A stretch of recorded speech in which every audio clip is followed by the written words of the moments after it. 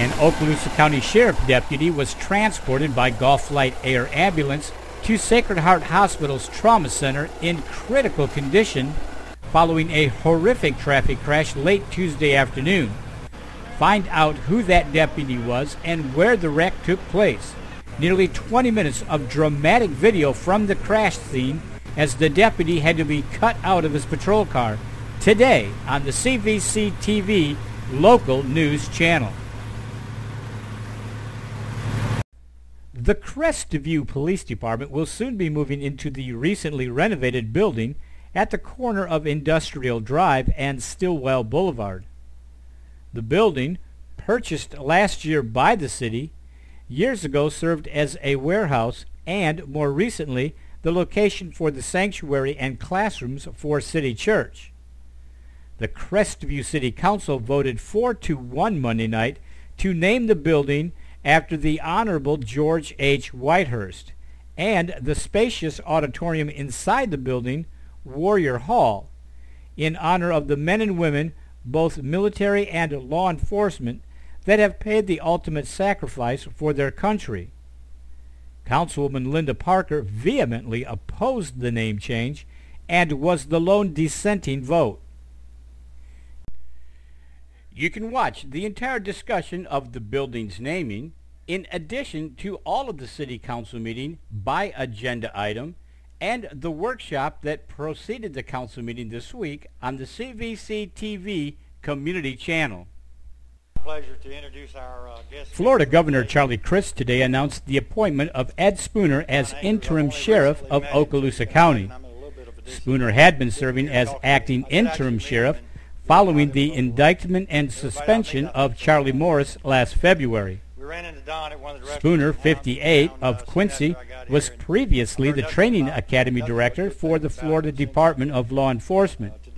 Prior to that, he served for 6 years as the Chief Deputy of the Gadsden County Sheriff's Office. The remainder of the term and allow us to finish what we've started. This is a good group of folks, a great community. Sheriff's Office employees are 100%. This will allow us to go forward and hopefully do some better things and finish some projects we've started. I'm pleased and honored he put me there. I think we set the tone for where we were headed from the beginning, and that is integrity is one of our utmost concerns. And we've got a lot of folks of great integrity in the Sheriff's Office. We've addressed some of the concerns we had. We've made some changes in personnel and addressed some of those. We will be working on some additional issues. We now have the budget coming up. We're still trying to recover from the loss of two very fine deputies, Bert Lopez and Skip York. But I think you'll see us continue to move forward with the programs that we'd already initiated and started. Now, we'll look at all of our assignments and where we are. We're still evaluating that situation and trying to analyze and determine what exactly took place, how we might improve, adjust, or make changes, if any. But I think you'll see us over the next 4, 5, 6 weeks come to some conclusions and decide where we need to go. Well, we've reassigned and moved some folks, but generally what we're trying to do is address some budget issues. We've actually put on a hiring freeze, and any moves we make now are internal staff. We'll be talking to the members about that a little bit later on and trying to address some of the fiscal concerns that come with some of this. They're a great department. I'll tell you what, they've done everything I've asked them to do. They've been where they need to be doing, what they should be doing. Tremendous group. They've made this a whole lot easier than it could have been. I couldn't ask for any more out of them. Great group. CrestView Police Chief Brian Mitchell served as the police chief in Havana, Florida, located in Gadsden County, and he came to know Spooner well. Well, our history goes back when I was employed with the city of Havana over in Gadsden County, and we worked hand in hand there, and he was professional there, and I expect him to bring that same work ethic here in Okaloosa County, and we're going to be more than glad to help him assimilate into our community here and work hand in hand with the Sheriff's Office as we always have done. And we're just proud to have him and support him in any way we possibly can.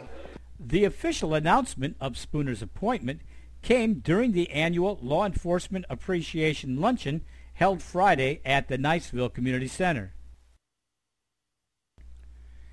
A Laurel Hill woman died Thursday from injuries that she sustained in a traffic crash early Tuesday morning. Young Vandrasek was pronounced dead at Sacred Heart Hospital at 1:15 Thursday afternoon. According to a Florida Highway Patrol media release, Young was traveling east on Bill Lundy Road around 4:30 Tuesday morning. When she reached the intersection of Bill Lundy and State Road 85, Young failed to stop. She entered State Road 85 directly into the path of this southbound UPS tractor trailer driven by Philip Althazar of Navarre.